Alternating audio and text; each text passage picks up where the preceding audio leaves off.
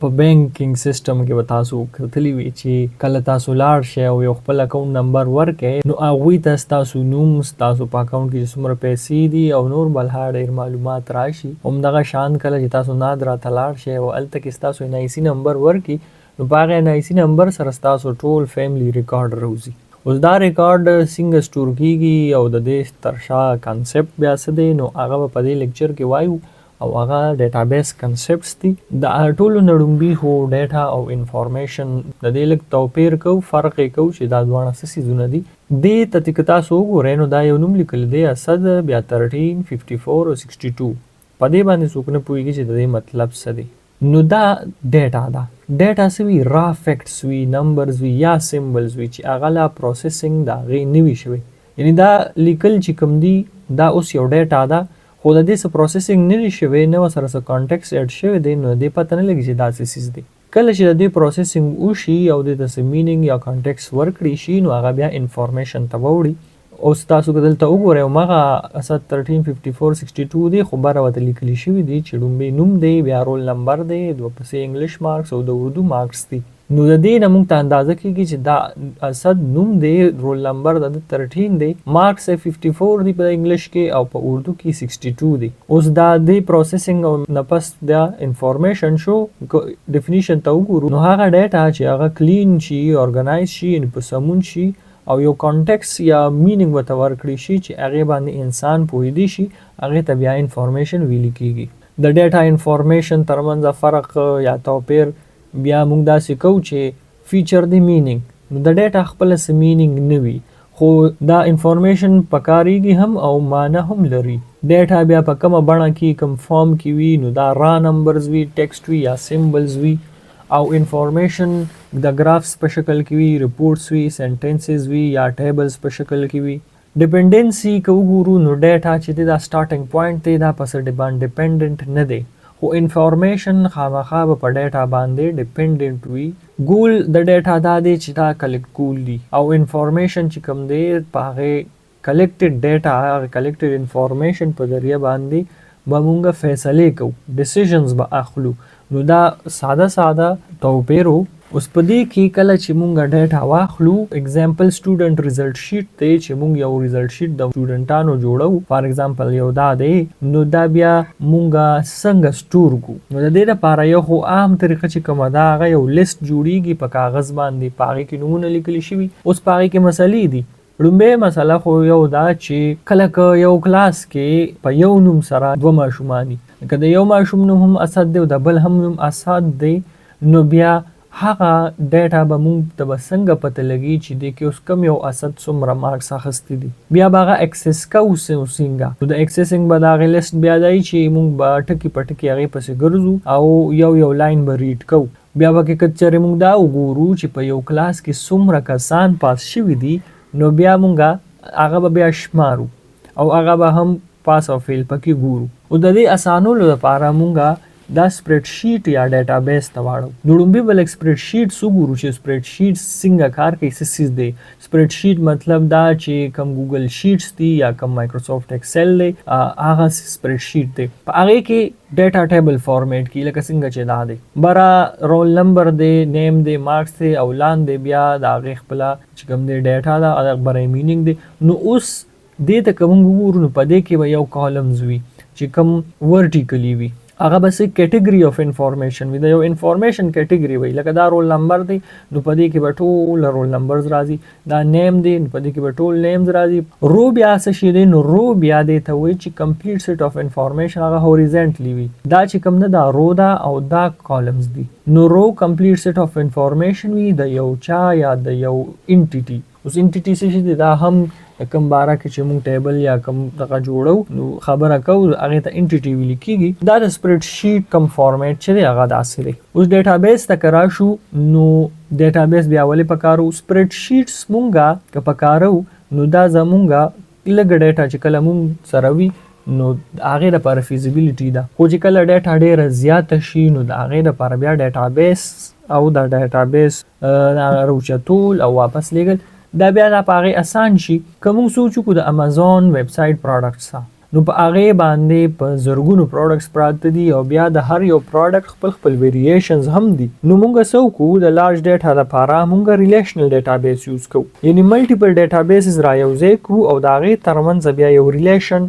او یو تعلق قایم کو چې د دې سره څه تعلق دی. خو د هغې نه وړاندې د ډیټابیس ډیفینیشن ته ګورو چې ډیټابیس ډیفینیشن دا دی چې ډیټابیس از an organized collection of structured information or data.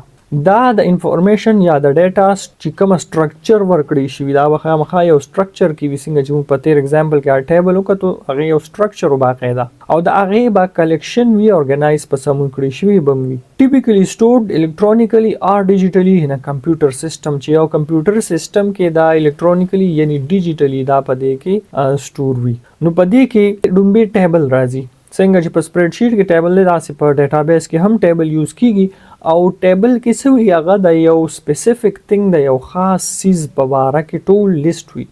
هغه خاص سیز څه شي وي هغه یو انټیټي ورته ویل کیږي، په ډیټابیس کې ورته انټیټي ویل کیږي او هغه سټوډنټس کې دي شي او بوکس کې دي شي. لکه یو ټیبل دی دغه کې ټول د سټوډنټس ریکارډز پروت دی، یو بل ټیبل دی پای کې د بوکس ریکارډز پروت دی.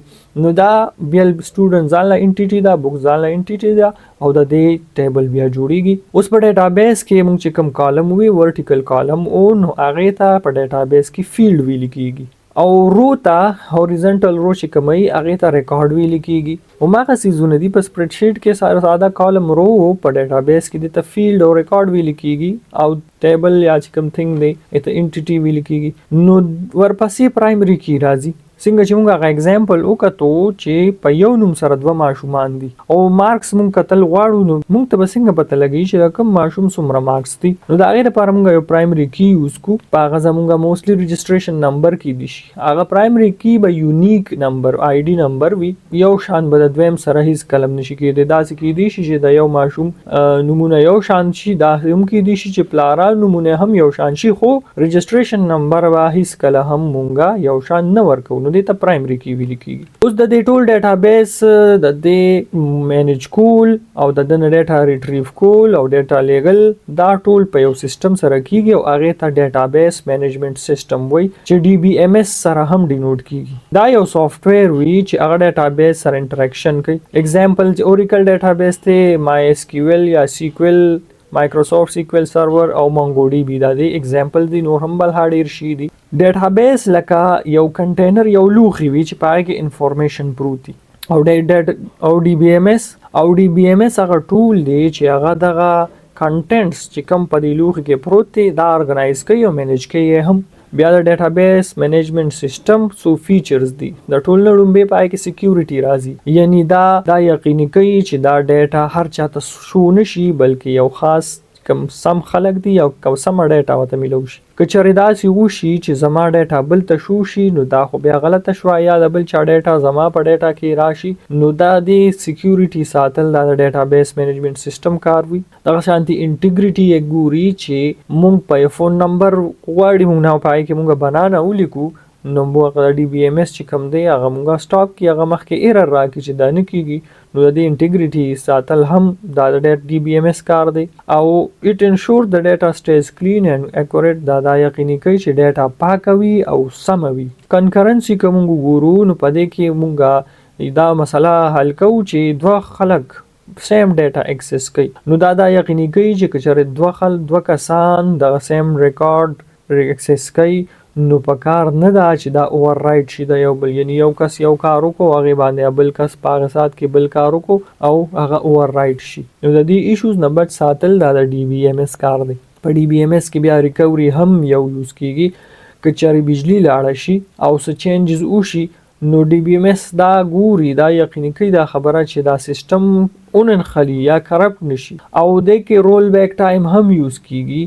لکه مونږ به د اے ټي ام اگزامپل واخلو چې اے ټي ام نه اکثر پیسې راوباسو نو ځینی وخت کې کارډ ایکسپټ نشي، پیسې کټ شي خو مونږ ته پیسې ملاو نشي، یا مونږ د پیسې پر اوچتولو کې لږ ټایم واخلو نو هغه واپس هغه پیسې دننه نه باسي.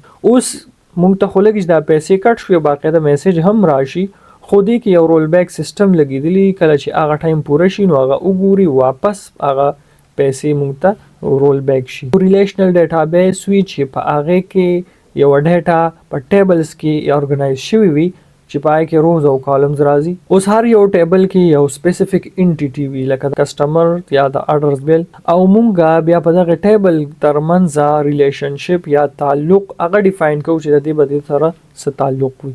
نو دې لپاره SQL یا SQL یوز کیږي چې structured query language دی. اوس SQL is the standard language used to interact with relational databases. دا به standard language وي، یعنی په هر ځای کې د ټولو د یو MS سره دا یو شان پکاريږي. که چېرې دې کې بدلون راځي نو بیا زموږ په سیستم خو به یو سیس کار کوي، خو بل سیستم کې به هغه مسئلې را پیدا کوي. نو د دې لپاره د یو سټینډرډ ښودلی شوی وي او هغه سټینډرډ په ټوله دنیا کې فالو کیږي. دې سره کویرینګ، اپډیټینګ او ډیټا مینیج کیږي. دلته یو اگزامپل دی چې سلیکټ سټیرک فرام کسٹمرز. کسٹمر یو انټیټي دا یو ټیبل دی او د هغې نه موږ غواړو چې سلیکټ کا. سټیرک مطلب دی چې ټول په ټوله چې څومره په هغې کې ریکارډز پراته دي ټول راواخله د کسټمرز ټیبل نه او شوې کا. نو دا یو structured query language یا SQL دی ته ویل کیږي. نو SQL databases بیا کم دي؟ نو دا هغه databases دي چې هغه ډیر غټ والیوم ډیټا هینډل کوي او زیاتر unstructured وي یا semi structured وي یا structured ډیټا هم کیدی شي. نو یو ریلیشنل ډیټابیس یا RDB دا یو داسې طریقه ده چې هغې کې ډیټا مونږ ټیبلز ته واړو او هغې بیا روز او کالمز جوړ کړو چې هغه دا ډیټا پوینټس ترمنځه ریلیشنشپ راوښي. لکه کسټمر ID د یو او نمونه دی سیټي کنټري ده. که مونږ یو سیز هم واخلو چې فار ایگزامپل علي دی، نو د علي سره مونږ ریلیټډ ګورو چې د کسټمر ID 1 دی، ښار اوسیدونکي پېښور دی او کنټري یې پاکستان دی. دغه شانتې احمد ثوابه سیټي ده او کنټري پاکستان دی. که درېیم وګورو نو نیم سارا او دغه سیټي کابل او کنټري په افغانستان دی. دلته کې اگزامپل تاسو که وګورئ دا یو بیل ټیبل دی، یو بیل انټیټي ده چې د کسټمرز ده. په کسټمر کې د کسټمر ID به پرته وي چې دا به یونیک وي چې به د ټولو کسټمرز یو شانتي هیڅ کله نشي کېدی، به د ټولو بیل بیل وي. دا نیم به وي، ایمیل به وي، فون به وي او ایډرس به وي. اوس دا کسټمر ټیبل کې دا ریکارډ چې کوم دی کله د اډر پلیس کی یعنی اډر وکي د یو سیز، نو یو بل ټیبل د اډر انټیټي جوړ وي او په هغې کې به عمومي اډر ID وي. اډر ID به خامخا یونیک وي د هر اډر دپاره. کسټمر ID دلته راغلی ده خو تا د کسټمرز نه راغلی ده، یعنی دلته پرایمري کی چې ده په دې ټیبل کې ایز ا فورن کی یوز شوه. فورن کی مطلب دا دی چې د بل ټیبل یا د بلې انټیټي پرایمري ID ته په خپل ټیبل کې یوز کی، نو دا به فورن کی ګڼل کیږي. یعنی د دې مطلب دا شو چې دا اډر راغلی دی نو دا د کم کسټمر سره تړلی دی، د دې تعلق دلته کې ښکاره شوی دی، ریلیشن یې شو شوی دی. بیا اډر ډیټ دی او ټوټل اماونټ دی. دغه شان پروډکټس دي، نو پروډکټس ټیبل کې بیا کم پروډکټس دي، د هر پروډکټ ID ده، د هر پروډکټ خپل نیم دی، د هغې پرایس دی او سټاک کوانټیټي څونه ده. نو بیا دغه چې کله اډر راشي نو اډر ډیټیل کې به څه راځي. په اډر ډیټیل کې یو خو دا اډر ډیټیل خپل ID راله او ورپسې د اډر ID چې کم اډر دی د هغې راله، ورسره پروډکټ ID دی چې په دې کې کم یو پروډکټس یوز شوي دي هغه او کوانټیټي دا یوز شوي دي. نو د دې ټولو خپلو کې یو بل سره ریلیشن دی، یو تعلق دی. نو د ډیټا قسمونه یا ډولونه څه دي؟ نو لومبی راځي structured data. structured data څنګه چې د نوم نه ښکاره دی چې دا هر څه structured شوي دي. په دې کې ډیټا هایلی ارګنایزد وي او په یو ټیبولر فارمیټ کې وي، یعنی روز او کالمز کې تقسیم شوي وي. دا سپیسیفیک ډیټیلز کله مونږ ګورو نو ډیر په اسانه باندې دا سرچ کیږي. د دې اگزامپلز که مونږ واخلو نو هغه ایکسل سپریډ شیټس دی، CSV فایلز دی یا ریلیشنل ډیټابیسز دی. انسټرکچر ډیټا بیا هغه دي ته مونږ بیگ ډیټا هم وایو. دا سکیما لیست وي. د سکیما لیست مطلب دا دی چې د پری ډیفاینډ سټرکچرډ نه وي، د یو سټرکچرډ نه وي جوړ د وړاندې نه او د په خپل نیټیو فارمیټ کې سټور کیږي. اگزامپلز کې ایمیل راځي، ټیکسټ فایلز چې څومره دي، سوشل میډیا پوسټ شو، ویډیوز شو، ایمیجز شو، آډیو او سنسر ډیټا. نو دا ډیټا بیا سټرکچرډ نه وي، دې ته ځکه سکیما لیست ویل کیږي. سیمی سټرکچرډ ډیټا اوس بیا هغه ډیټا ده چې په هغې کې ځینې څیزونه سټرکچرډ وي او ځینې څیزونه نه وي. دا د ارګنایزیشنل ایلیمنټس وي خو په یو ټیبولر فارمیټ کې دا نه فټ کیږي. د دې اگزامپل که موږ واخلو نو JSON فایلز دي یا XML فایلز دي یا نو SQL ډیټابیسز دي. اوس ډیټا ټایپس کې بیا د پراپرټیز مطابق که موږ واخلو د پراپرټیز نو یو پراپرټي د فارمیټ چې فارمیټ بیسنګ د سټرکچر ډیټا فارمیټ وي، ټیبل وي، CSV یا ایکسل وي.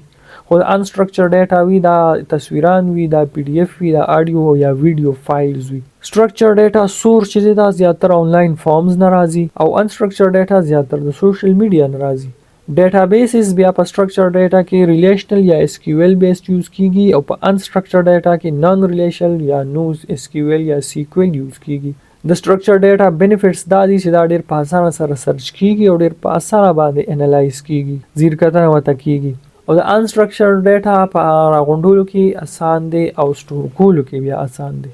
اوس چیلنجز موږ ته په سټرکچر ډیټا کې دا راځي چې هر ډیټا به په پری ډیفاینډ سکیما کې اول فټ کیږي، نو علاوه موږ دیتا اډ کولی شو. او په انسترکچر ډیټا کې دا دی چې د دې سرچینګ او انالایزینګ چې کوم دی هغه ډیر زیات ګران شي. اوس همدغه ټایپس اف ډیټا که د انډسټریز په بنیاد سره وګورو نو دا سټرکچر ډیټا په ای کامرس کې څنګه یوز کیږي چې د کسٹمر اکاونٹ ډیټا وي، پروډکټ ډیټا وي، د order ډیټا وي، انوایس ډیټا وي. خو انسترکچر ډیټا بیا په ای کامرس کې د پروډکټ ایمیجز دي، د کسٹمر ریویوز دي او د کسٹمر ایمیلز دي چې هغه یو خاص سټرکچر کې مونږ بیا نشو سٹور کولی. هیلث کیر کې کوم ګورو نو د پیشنټ رجسټریشن فارم چې کوم دی دا د سټرکچر ډیټا یو مثال دی. دغه سي میډیکل انشورنس ډیټا او میډیکل بیلینګ ډیټا د سټرکچر ډیټا مثال دی. خو انسترکچر ډیټا پکې بیا ایکس ری او ایم آر آی سکینز ده چې هغه موږ ټیبلر فارمیټ کې نشو اچولی، او ډاکټر نوټس شو یا پرسکرپشنز شو. په بانکینګ سیستم کې کوم